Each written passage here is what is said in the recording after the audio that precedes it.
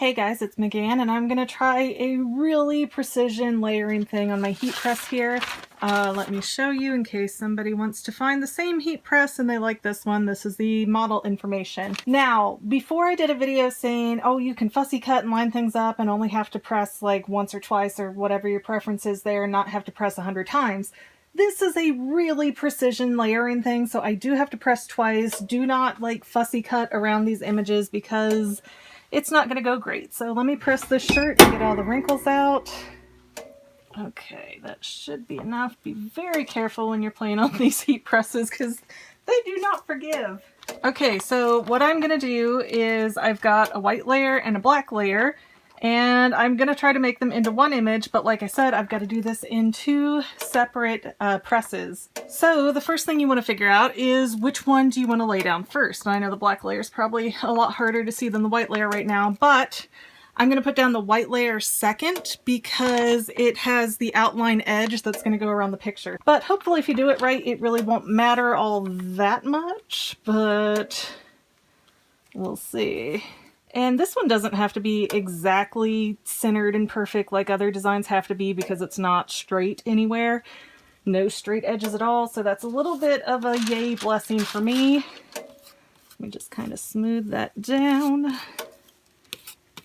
Get any excess bumps out. And I did have, I don't know if you can see it very well, but my machine just like ripped this part of the vinyl up. I'm not sure what happened there, but it went awful when I tried to lift it. So be mindful of that when you're doing things with little tiny pieces. And like usual, you can't see it, but it's at 305. I'm doing it for 15 seconds. I'm going to check on it to make sure it's sticking and then press it for another 15 seconds. And then I'm going to do layer 2. All right.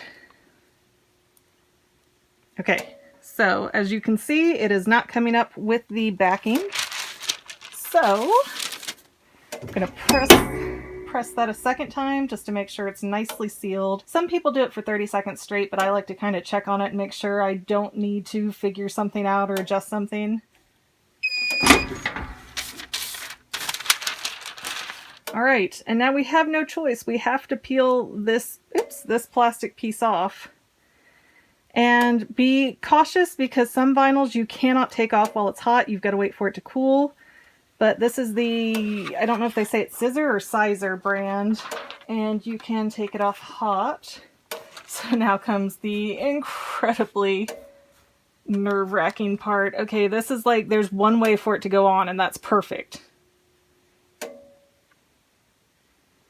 Like, there is no room for error.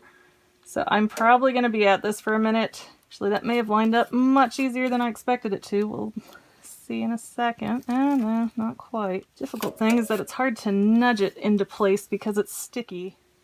Oh no! You see, it's so hot under here. It actually, it moved and melted my vinyl a bit. Well, that's not good. Oh no, there's another piece. No! All right, I'm just going to give in a bit and go grab my tweezers because this heat press is hot.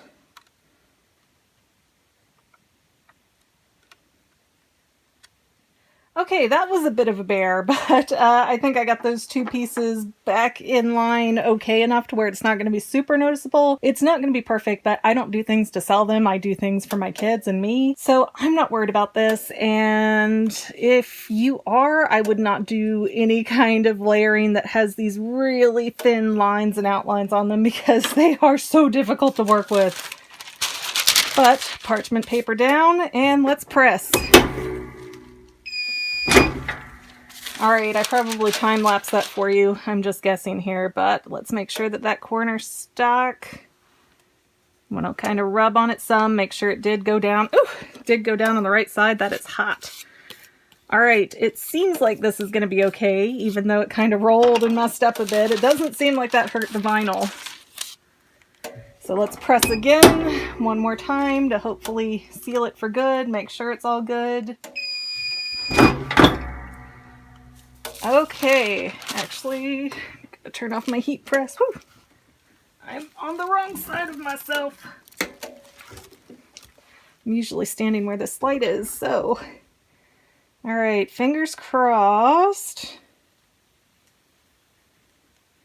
Okay, that didn't come out too bad. Not the most perfect shirt I've done, but considering this is my third layering project, I think it came out pretty good. You can probably see some places it's like the edges lined up really well, and some places they really didn't. It's off just a little tiny bit. And I don't love that, but it's really the best I can do without having a professional press thing here. So I hope that's been helpful. Thank you for watching, and let me know in the comments what other Cricut videos you would like to see.